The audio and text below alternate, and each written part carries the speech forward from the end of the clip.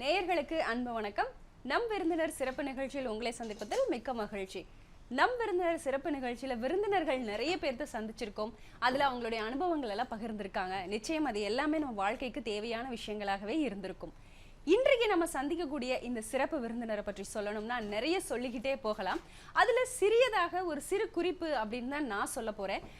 குறிப்பாக மக்களை மனிதர்களாக மாற்றும் ஆற்றலை கையில் எடுத்து அன்புள்ளங்களுக்கு அதை அனுபவ ரீதியாக பயிற்சி தருகிறார்.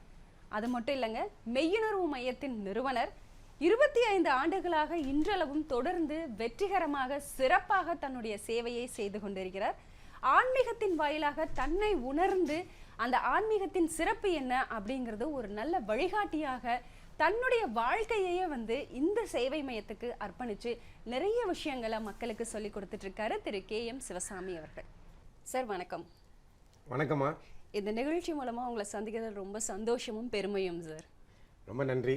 ஓகே சார், இப்போ 25 வருடங்களாக தொடர்ந்து இந்த சேவையை நீங்க செய்துகிட்டு வரீங்க.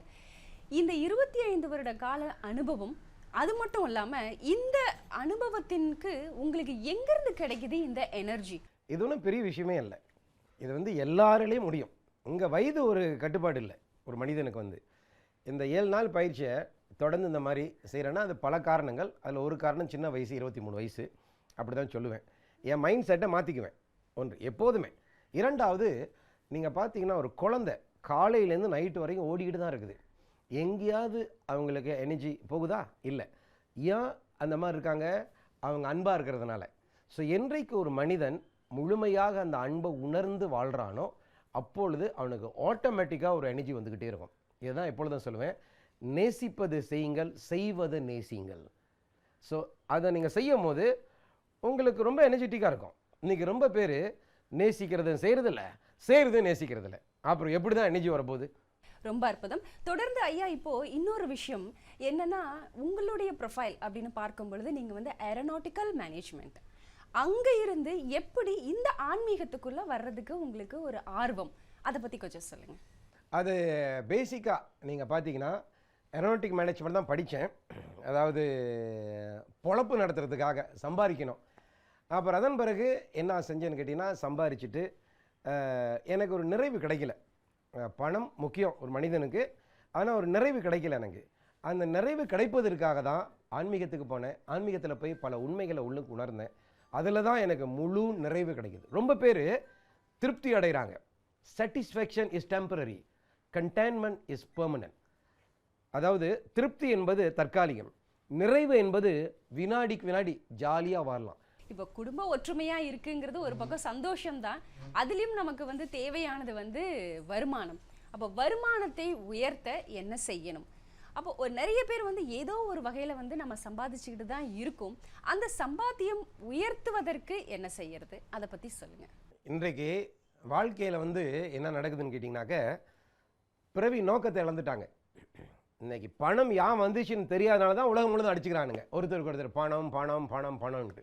சரிங்களா? பாடல் கூட இருக்குதுல்ல, பணம் பந்தியிலே குணம் குப்பையிலே, இதை பார்த்து அறிந்து நடக்காதவன் மனிதன் இல்லே, பிழைக்கும் மனிதன் இல்லே. ஸோ வாழ்க்கை என்பது என்னவென்று யாரும் சொல்கிறது இல்லையே. ஸ்கூலுக்கு அப்படியே படி படி படி, ஜாகிரபி, ஹிஸ்ட்ரி, கெமிஸ்ட்ரி, பயாலஜி படிச்சு விட்டு வாழ்க்கையில் என்ன தான் நம்ம யூஸ் பண்ணுறோம்? ஸோ வாழ்க்கையின் கல்வியை நம்ம தெரிஞ்சுக்கிட்டால் தான் வாழ்க்கையில் சிறப்பாக வாழலாம். ஸோ வாழ்க்கை என்பது அடிப்படை. யார் ரொம்ப பேர் சிறப்பாக வாழ முடியலன்னா, வாழ்க்கை என்பது உறவுன்னு தெரியல. வாழ்க்கை என்பது உறவு. வாழ்க்கை என்பது பணமே அல்ல, காரு வீடு பங்களோ இல்லை. வாழ்க்கை என்பது உறவு. இந்த உறவில் என்ன இருக்கணும்? அன்பு இருக்கணும். இந்த அன்பு பெருகணும்னா அதுக்கு ஒரே வழி, ஒருத்தருக்கு உணர்வுக்கு மரியாதை கொடுக்கணும். அதனால தான் இன்னைக்கு குடும்ப உறவில் நீங்கள் பார்த்தீங்கன்னா குழந்தைக்கு நல்லா இருக்காங்க, கல்யாணம் பண்ணிட்டு பாருங்க, டார்லிங், செல்லம், செல்லக்குட்டி. அப்புறம் அதன் பிறகு பாருங்க என்ன நடக்குது? அந்த உறவில் அன்பு இல்லாதனால விரிசல் ஏற்படுது. அந்த உணர்வுக்கு மரியாதை கொடுக்காதனால இன்னும் மோசமாகுது. கடைசியில் டைவோர்ஸ் வரைக்கும் போய் முடியுது. காரணம் என்ன? வாழ்க்கை என்பது என்னவென்று எங்கேயுமே சொல்லி கொடுக்க மாட்டாங்க. வாழ்க்கையின் கல்வி கற்றுக்கொண்டால்தான் வாழ்க்கையில் மிக மிக சிறப்பாக இருக்கலாம். அந்த வாழ்க்கையில் அடிப்படை சிறப்பாக இருக்கணும்னா அன்பு, அன்பு, அன்பு. அன்புனா என்ன? பிறகு பார்ப்போம். ரொம்ப அற்புதம், சிறப்பாக சொன்னீங்க ஐயா. அப்போ மனிதர்களை சம்பாதிக்கணும் அப்படின்னா அந்த உறவுங்கிறது குடும்பத்துல இருந்து தான் வரப்போகுது. அப்போ அந்த குடும்ப உறவுகள் மேம்படுறதுக்கு என்ன செய்யணும், அதை எப்படி கையாளுறது, அதை பத்தியும் கொஞ்சம் சொல்லுங்க. அடிப்படை ஒரு மனிதனுக்கு என்னன்னு கேட்டிங்கன்னா, இந்த வாழ்க்கையில் இப்போது நீங்கள் கல்யாணம் பண்ணுன்னு சொல்கிறீங்க. கல்யாணம் பண்ண பிறகு சந்தோஷம், எவ்வளோ நாளைக்கு? கொஞ்ச நாளைக்கு, இதுதான் உண்மை. அப்புறம் ஒரு குழந்தைய பெக்கணுன்றீங்க. குழந்தைய பெற்ற பிறகு சந்தோஷம், எவ்வளோ நாளைக்கு? ஓடி ஆடி சேட்டை பண்ணும் போது ஐயோ தாங்கலைங்க எனக்கு. அப்புறம் அதன் பிறகு என்ன செய்றீங்க?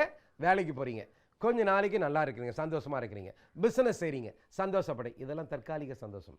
ஸோ வாழ்க்கையில் ஒரு நிரந்தர சந்தோஷத்தை நீங்கள் அனுபவிக்க வேண்டும் என்றால், இது என் வாழ்க்கையின் அனுபவம். பக்தி மார்க்கத்தில் இருந்திருக்கிறேன், அதன் பிறகு குண்டலினி தவத்தில் இருந்திருக்கிறேன், அதன் பிறகு என்னென்னமோ புது புது மந்திரம்லாம் சொல்லி கொடுத்தாங்க. அந்த மந்திரத்தையும் சொல்லியிருக்கிறேன். ஆன்மா ஆன்மா ஆன்மான்னு சொன்னாங்க. பட் இந்த ஆன்ம உணர்வை நீங்கள் உணரவே முடியாது இந்த மனதை நீங்கள் சுத்தப்படுத்தாவிட்டால். மனம் அது செம்மையானால் மந்திரம் ஜெபிக்க வேண்டாம்னு சொன்னாங்க. இன்றைக்கு ஒரு மனிதன் இந்த மனதில் இருக்கக்கூடிய கோபம், பிணைப்பு, எதிர்பார்ப்பு, தற்பெருமை, பேராசை, இதெல்லாம் என்றைக்கு அவனால் வெளியாக்க முடியுமோ அப்பொழுதுதான் அவனுக்கு நிரந்தர சந்தோஷம் கிடைக்கும். ஒரு குழந்தை மாதிரி, கள்ளங்கப்படம் இல்லாத குழந்தை பருவம். அதுதான் குழந்தைங்கள் இருக்காங்க. அவங்கள அடிங்க, திட்டுங்க, ஏசுங்க, அவங்க ஒன்றுமே செய்ய மாட்டாங்க. மீண்டும் மீண்டும் நம்மக்கிட்ட தான் வருவாங்க, அப்பா அம்மான்ட்டு. காரணம் என்ன? அவங்களுக்கு நிரந்தர சந்தோஷம் இருக்கிறதுனால, அந்த உண்மையான அன்பு உணர்ந்ததுனால. ஆனால் பெரியவங்க என்ன செய்கிறாங்க? மனசில் இல்லாதெல்லாம் வச்சுருக்காங்க. கோபம், வெறுப்பு, தற்பெருமை, நான் என்ற ஈகோ, இதெல்லாம் இருந்துச்சுன்னா எப்படிங்க நிரந்தர சந்தோஷத்தை நீங்கள் அனுபவிப்பீங்க? இதுதான் என் வாழ்க்கை, உண்மையை சொல்கிறேன். அதாவது என் வாழ்க்கையில் ஏரோநாட்டிக் மேனேஜ்மெண்ட் படித்தேன். பயங்கர ஈகோ, அமெரிக்காவில் படித்தவங்க பயங்கர ஈகோ. ஆனால் அதை உடைச்சது என் மனைவி தான். என்றைக்கு பணிவாக ஆக ஆரம்பித்தனோ, என்றைக்கு அன்பாக உணர ஆரம்பித்தனோ, அதன் பிறகு பொறுமையாக உணர ஆரம்பித்தனோ, பற்றற்ற நிலையில் வாழ ஆரம்பித்தனோ, என் மனம் சுத்தமானுச்சு, எனக்கு நிரந்தர சந்தோஷம் வந்துடுச்சு. ஒருத்தர் கேட்டார், எப்படிங்க உடனடியாக சொல்லுங்கள், நிரந்தர சந்தோஷத்தை நான் அனுபவிக்கணுங்க. சொல்லி கொடுக்க முடியாது, இதை உணர தான் முடியும். இப்போ அடுத்தது நம்ம கையில் வருமானம் வந்துருச்சு, குழந்தை வளர்ப்பு. குடும்பத்தில் சந்தோஷம் கிடைக்கணும் அப்படின்னா நம்ம குழந்தைகளை அன்பாக பார்த்துக்கணும், ஒரு நல்லபடியாக வளர்க்கணும் அப்படிங்கிறது எல்லோருக்கும் இருக்கக்கூடிய ஒரு கடமை, கட்டாயம் அப்படின்னு கூட சொல்லலாம். எப்படி குழந்தைகளை நல்லபடியாக திறமையானவர்களாக வளர்த்தணும், அதை பற்றி கொஞ்சம் சொல்லுங்கள். அருமையான கேள்வி இது. அங்கே போகிறதுக்கு முன்பாக இதை சொல்லிடுறேன். அதாவது சந்தோஷம் என்பது கண்ணால் பார்க்க முடியாது. சந்தோஷம் என்பது ஒரு உணர்வு. அந்த சந்தோஷம் உணர்வு. அந்த உணர்வு என்பது எது செயல்படுது? அந்த உணர்வு தான் ஆன்மா. அந்த ஆன்மா எங்கேருந்து வந்த துளி? இறைவனோட துளி. அன்பே சிவம்ன்றாங்க. இறைவன் அன்பாக இருந்தால் அந்த ஆன்மா அன்பாக தானே இருக்கணும். ஸோ இப்படின்னு சொல்லும் போது இதனால தான் குழந்தையும் தெய்வமும் குணத்தால் ஒன்றுன்னு சொல்லியிருக்கிறாங்க. ஸோ ஒரு குழந்தையை பெற்று எடுக்கிறது எவ்வளோ சிரமம். பிரசவம்ன்றாங்க. பிரசவம்னா மறுபிறவி எடுக்கிறாங்க, அதான் உண்மை. அது எவ்வளோ சிரமப்பட்டு எடுத்துட்டு கடைசியில் என்ன செய்கிறாங்க? அந்த குழந்தைய வளர்ந்த பிறகு அடிக்கிறாங்க, திட்டுறாங்க, ஏசுகிறாங்க. என்ன உரிமை இருக்குது உங்களுக்கு? அந்த குழந்தை இறைவனோட துளி. ஸோ இறைவனோட துளியை நீங்கள் அடிச்சிங்கன்னா அப்படின்னா யார் அடிக்கிறீங்க? கடவுளையே நீங்கள் அடிக்கிறீங்க. எவ்வளோ பெரிய பாவம் செய்கிறாங்க தெரியுங்களா? இது யாரும் தவறு சொல்லக்கூடாது, அறியாமையில் இருக்கிறாங்க. குழந்தைகளை வளர்க்காதீங்க, வளர விடுங்கன்னு சொல்லுவேன். இப்போ எனக்கு 2 பொம்பளை பிள்ளைங்க. 2 பேருமே அவங்கள சந்திச்சிங்கன்னா, மூத்தவங்க தவமாலினி, இளையவள் சாரதா தேவி. 2 பேருமே அடிக்கலை, திட்டலை, ஏசலை, படிங்கன்னு சொன்னது இல்லைங்க. ஆனால் 2 பேரும் சூப்பராக படிச்சிருக்காங்க. 2 பேரும் இந்தியாவில் தான் படித்தாங்க. மூத்தவங்க MSc IT first class distinction எடுத்து, அப்புறம் இப்போது பிஹெச்டி செஞ்சுட்ருக்காங்க, ப்ரொஃபஸராக ஆகிறதுக்காக. அருமையாக படிக்கிறாங்க, ஒரு யூனிவர்சிட்டியில் லெக்சரராக இருக்காங்க. 2வது பிள்ளை அவங்க என்ன செய்கிறாங்கன்னு கேட்டிங்கன்னா, இங்கே தான் எம்பிபிஎஸ் படித்தாங்க, எம்பிபிஎஸ் டாக்டர் ஆகிட்டாங்க. அதன் பிறகு அவங்க சொந்த திறமையில் போய் கற்றுக்கொண்டாங்க. இந்த கண்ணை பார்த்து அவங்க ஸ்கேன் பண்ணி உங்களுக்கு என்ன பிரச்சனைன்னு சொல்லிடுவாங்க. நிறைய பேரை குணப்படுத்திக்கிட்டு இருக்காங்க. அதாவது ஸ்ட்ரோக் பேஷண்ட்டை கூட குணப்படுத்தியிருக்காங்க. அப்படின்னா என்னது? அவங்க திறமைக்கு ஏற்றவாறு அடியன் வளர விட்டதுனால அவங்க திறமையை வெளியாக்குறாங்க. ஆனால் இன்றைக்கு ரொம்ப பெற்றோர்கள் ரொம்ப பேர் என்ன செய்கிறாங்கனாக்க, படி படி படின்னு திணிக்கிறாங்களோ இல்லையே, அவங்க திறமையை வெளியாக்குவதற்கு ஒரு வாய்ப்பை கொடுக்கறதே இல்லை. அதான் சொல்லுவேன், பிள்ளைங்களை வளர விடுங்க, வளர்க்காதீங்கன்னு சொல்லுவேன். இன்றைக்கு பிள்ளைங்க எல்லாம் நல்ல பிள்ளைங்க. என்னை கேட்டிங்கன்னா எல்லா பிள்ளைங்க நல்ல பிள்ளைங்க. பெற்றோர்கள் எந்த அளவுக்கு அவங்கள கொண்டுட்டு வராங்க. ஒரு சின்ன உதாரணம் கொடுக்குறேன். அதாவது இன்றைக்கி கணவன் மனைவி 2 பேருமே என்ன செய்கிறாங்க, வாக்குவாதம் பண்ணுறாங்க, திட்டுறாங்க, ஏசுகிறாங்க ஒருத்தருக்கு ஒருத்தர். அந்த பிள்ளை நாளைக்கு என்னங்க செய்யும்? அதுவும் அதே மனோபாவத்தில் தான் வரும். இதுதான் பேசிக். அம்மா அப்பா நல்லா இருக்காங்களா? இல்லையே. அவங்க திட்டிக்கிறாங்க, ஏசிக்கிறாங்க, வாக்குவாதம் பண்ணுறாங்க. இங்கே அண்ணன் தம்பி அக்கா தங்கச்சி இருந்தால் அதுங்க என்ன செய்யுங்க, அதுங்களும் அடிப்பாங்க, அதுங்களும் ஏசுங்க, திட்டம். ஏய் சத்தப்படாதரா, கோவப்படாதரா, நீ மட்டும் பண்ணலாம் அவன் பண்ணக்கூடாதோ. So it's not what you preach, it's what you are. எத்தகைய போதனை கொடுக்கணும் முக்கியம் இல்லை, நீங்கள் எப்படி இருக்கீங்க. கார் அப்படி தாங்க ஓட்டுவேன், அப்படி தான் ஓட்டுவேன் ஹைவேல. ஆனால் என்றைக்கு ஒரு குழந்தைய பெற்றெடுத்தமோ சாந்த ஸ்வரூபமாகிட்டேன், அவ்வளோ மெதுவாக ஓட்டும். ஏன்னா என் பிள்ளை பார்க்குது, நாளைக்கு அது ஓட்டமில்ல. இதுதாங்க ரொம்ப சிம்பிளாக சொன்னோம்னாக்க. ரொம்ப அற்புதமாக சொன்னீங்க. குழந்தை வளர்ப்பு அப்படிங்கும்போது இங்கே 2 விஷயமா பார்க்கப்படுது. ஒன்று வந்து கல்வியா திறமையா, இதில் எதுக்கு வந்து ஒரு பேரண்ட் வந்து இம்பார்ட்டன்ஸ் கொடுக்கணும், அதை பற்றி சொல்லுங்கள். கல்வி என்பது தமிழ், ஆங்கிலத்தில் எடியூகேஷன். எடியூகேஷன் என்பது எந்த வார்த்தையில் வந்துச்சுன்னா எடியூக்க, ஒரு லேட்டின் வார்த்தை. அந்த எடியூக்கே என்பது என்னன்னு கேட்டிங்கன்னா உங்கள் திறமையை வெளியாக்குறதான் உண்மையான கல்வி. bringing forth yourself within and putting into action, that is education. உண்மையான கல்வி அதான். ஆனால் இன்றைக்கி அந்த திறமையை வெளியாக்குறதுக்கு வாய்ப்பே கொடுக்க மாட்டாங்களே. ஒரு புத்தகத்தை படிக்க சொல்கிறாங்க, அதை கரைச்சி குடித்து என்ன செய்கிறாங்க, அறிவை பெற்றுக்கொள்கிறாங்க. அப்புறம் கிளிப்பில் மாதிரி A for apple, B for ball, C for cat திணிச்சிடுறானுங்க. அதை திணிக்கிறதுனால அவங்க உண்மையான திறமையை வெளியாக்கவே முடியல. என் 2 பிள்ளைங்களுக்கும் இதை செய்யவே இல்லை. படிங்க, ஆனால் அவங்க திறமையை தூண்டி விடுவதற்காக அவங்களுக்கு என்னென்னமோ அவங்களுக்கு பழக்க வழக்கத்தை உருவாக்கினேன். அதில் ரொம்ப முக்கியமாக என்ன கேட்டிங்கன்னா கல்வி முக்கியம். ஐ மீன் பொதுவாக கல்வி முக்கியம். ஏன் கல்வி முக்கியம்? படித்தா தானே ஒரு இடத்துல வேலை செய்ய முடியும். ஏதோ படித்தேன், 15 வருஷமாக ஏரோநாட்டிக் என்ஜினியர் வேலை செஞ்சேன், அப்படி படிக்கலைன்னா கூட்டுற வேலை கூட கிடச்சிருக்காது. ஸோ படிப்பு முக்கியம், அறிவு அதுக்கு தான் அறிவு. ஆனால் வாழ்க்கை என்று சொல்லும் போது உங்களோட திறமையை வெளியாக்கணும். திறமை என்பது ஆக்கப்பூர்வ திறமை வெளியாக்கணும், ஆக்கப்பூர்வ திறமை. ஸோ இதுதான் வந்து பிள்ளைங்களுக்கு ஒரு வழியை வகுத்து கொடுக்கவே மாட்டுறாங்க. ஸோ பெற்றோர்கள் இதை வகுத்து கொடுத்தாங்கன்னா வருங்காலத்தில் அவங்க எங்கே போனாலும் நீங்கள் பார்க்க தான் போகிறீங்க என்ன நடந்துக்கிட்டு இருக்குதுன்ட்டு. நீங்களும் கல்யாணம் பண்ணிட்டீங்கன்னா உங்கள் பிள்ளைங்களுக்கு படிக்க வைங்க, பொழப்பு நடத்த சம்பாதிக்கிறதுக்கு. ஆனால் ஆக்கப்பூர்வ திறமை வெளிப்படுத்துவதற்கு அவங்களுக்கு திறமையை தூண்டி விடுங்க. காரணம் என்னவென்றால் படித்து பட்டதாரி ஆகி எல்லாம் அடிச்சுக்கிறானுங்க. பாருங்கள், எல்லாம் அடிச்சுக்கிறான், PhD வரைக்கும் படிச்சுட்டு அடிச்சுக்கிறான். ஆனால் என்றைக்கு ஒரு மனிதன் அவனுடைய ஆக்கப்பூர்வ திறமையை வெளியாக்குறனோ இவனுங்க என்ன செஞ்சாலும் இவன் தான் முன்னுக்கு நிற்பான். அதான் முக்கியம், வேற ஒன்றுமே இல்லை. அற்புதம், ரொம்ப தெளிவாக சொன்னீங்க. ஸோ கல்வி முக்கியம்தான், அந்த திறமையும் இருக்குது. அப்படிங்கும்போது இப்போ இந்த இடத்துல குடும்ப உறவும் நல்லா இருக்குது, நம்ம சம்பாத்தியமும் இருக்குது, சந்தோஷமும் இருக்குது. அப்படிங்கும்போது அடுத்தது நம்ம தேவை வந்து பணம். இன்னைக்கு வருமானத்துக்காக எல்லாரும் ஏதோ ஒரு வகையில் வந்து வேலை செஞ்சுட்டு தான் இருக்கோம். இருந்தாலும் எங்கேயோ ஒரு இடத்துல நமக்கு வருமானம் பத்த மாட்டேங்குது அப்படின்னு நம்ம சொல்கிறோம். அப்போது இந்த பணத்தை வந்து ஈர்க்கிறதுக்கு என்ன செய்யணும், அதை பற்றியும் கொஞ்சம் சொல்லுங்கள். இன்றைக்கு குறிப்பாக நம்ம சமுதாயத்தில் வந்துங்க சம்பாதிக்கணும்னு ரொம்ப ஆசைப்படுறாங்க. ஆனால் என்ன தெரியுங்களா, இது பெரிய சப்ஜெக்ட், இது 7 மணி நேரம் பேசுவேன். பட் இதை சுருக்கி சொல்கிறேனுங்களேன். அடிப்படை ஏன் நம்ம சமுதாயத்தில் பொருளாதாரத்தில் முன்னேற முடியலன்னா பாயிண்ட் நம்பர் 1, ஒருத்தருக்கு ஒருத்தர் ஒற்றுமையே இல்லைங்க. ஒருத்தன் வளர்ந்து வந்தான்னா அவனை அமுக்க தான் பார்க்குறாங்க. அதனால தான் பொருளாதாரத்தில் இப்படி இருக்கிறோம் நம்ம. இதுதான் உண்மை. வளர்ந்து வரவனை தூக்கி விடணுமா இல்லையா? எத்தனை பேரை நீங்கள் தூக்கி விட்றீங்களோ உங்களை தூக்கி விடுறதுக்கு ஆயிரக்கணக்கான மக்கள் பின்னால் இருப்பாங்க. இதுதான் நம்ம சமுதாயத்தில் இல்லை. 2வது, ஏன் நம்மளால் சம்பாதிக்க முடியலன்னா ரிஸ்க் எடுக்க மாட்டாங்க. அடியேன் ஒரு இடத்துல வேலை செஞ்சேன், 15 வருஷமாக ரிஸ்க் எடுத்தேன். ஒரு விபரீத துணிச்சல் எடுத்து தூக்கி போட்டுவிட்டு அப்படியாப்பட்ட வேலையை பிஸ்னஸில் இறங்கினேன், நிறைய சம்பாதிச்சேன். ஸோ இந்த 2 விஷயம் ரொம்ப முக்கியம். ரிஸ்க் எடுக்கணும், அதான் முதல்ல சொன்னேன். நேசிப்பது செய்யுங்கள், செய்வதை நேசிங்கள்.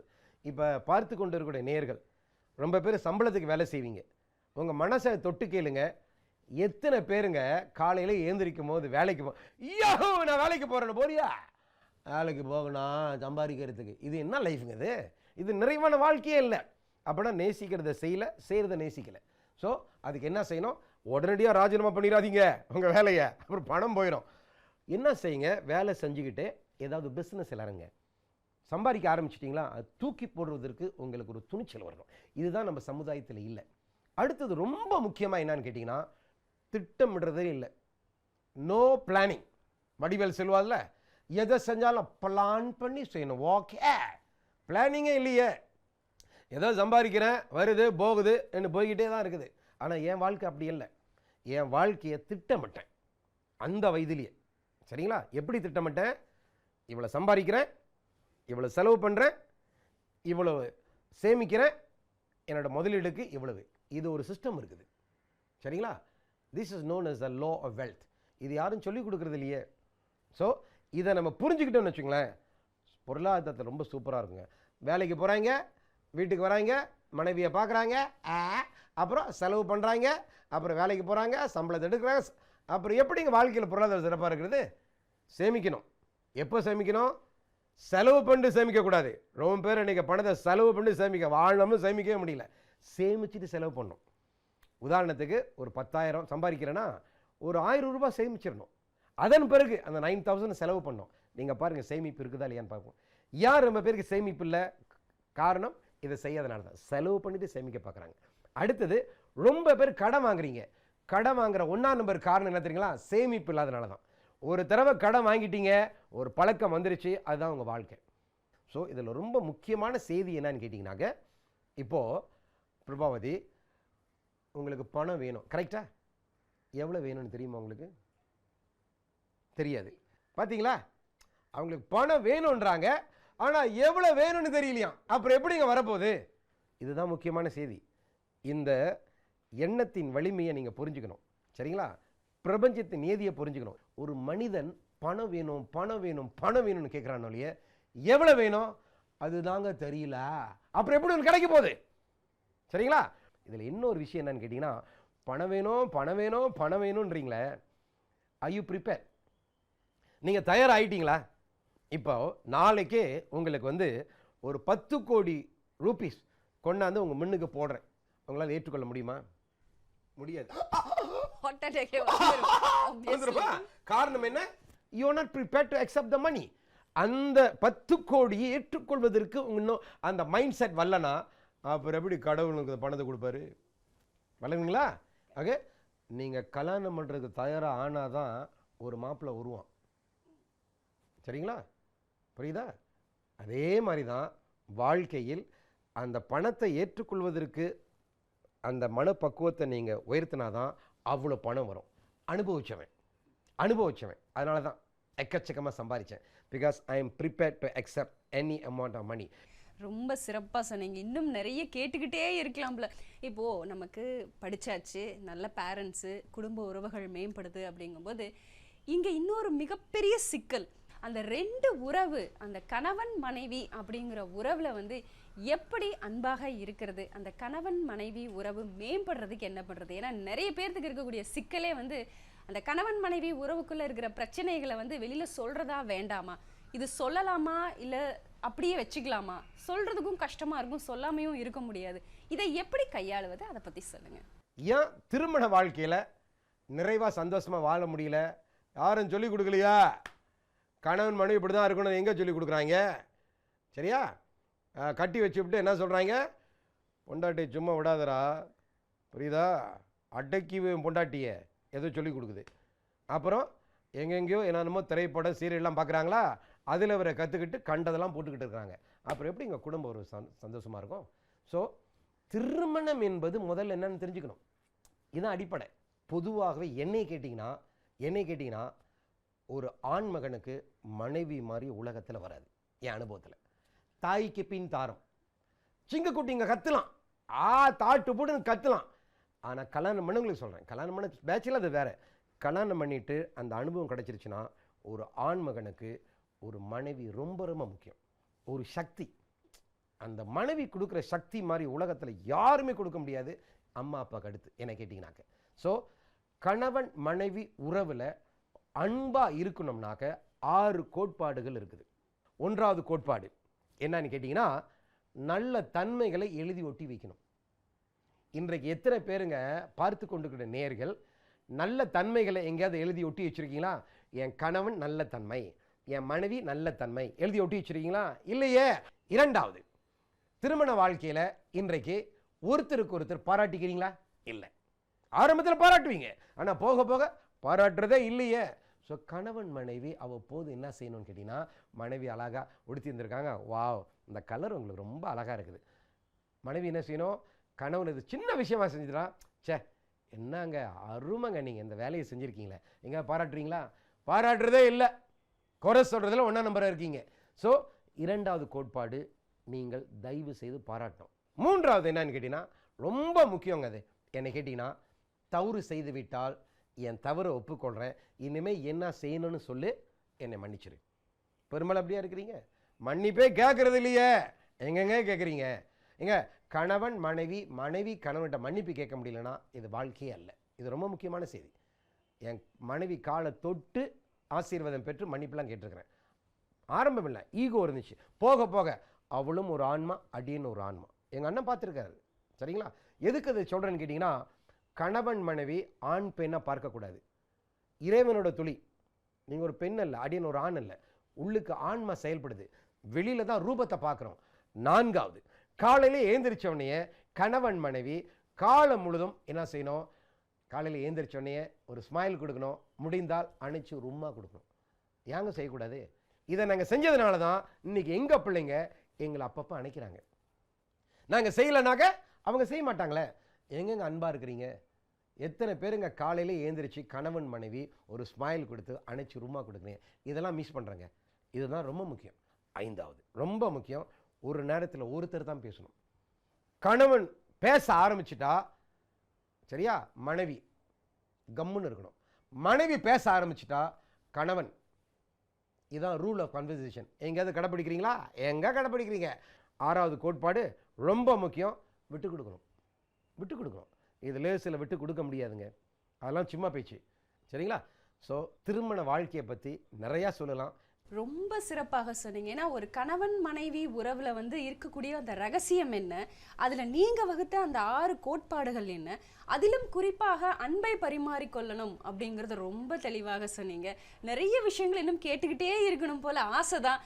ஆனா அது இப்ப நம்ம நிகழ்ச்சியில வந்து இன்னும் நிறைய கேட்கறதுக்கான வாய்ப்பு அடுத்த நிகழ்ச்சியில கூட நம்ம மீண்டும் சந்திப்போம். இந்த நிகழ்ச்சியில இவ்வளவு நேரம் ரொம்ப பொறுமையாக, ரொம்ப எளிமையாக, ரொம்ப இயல்பாக எல்லா விஷயங்களையும் எங்களுக்கு சொன்னீங்க. நிகழ்ச்சியில கலந்துக்கிட்டோம். மிக்க நன்றி சார்.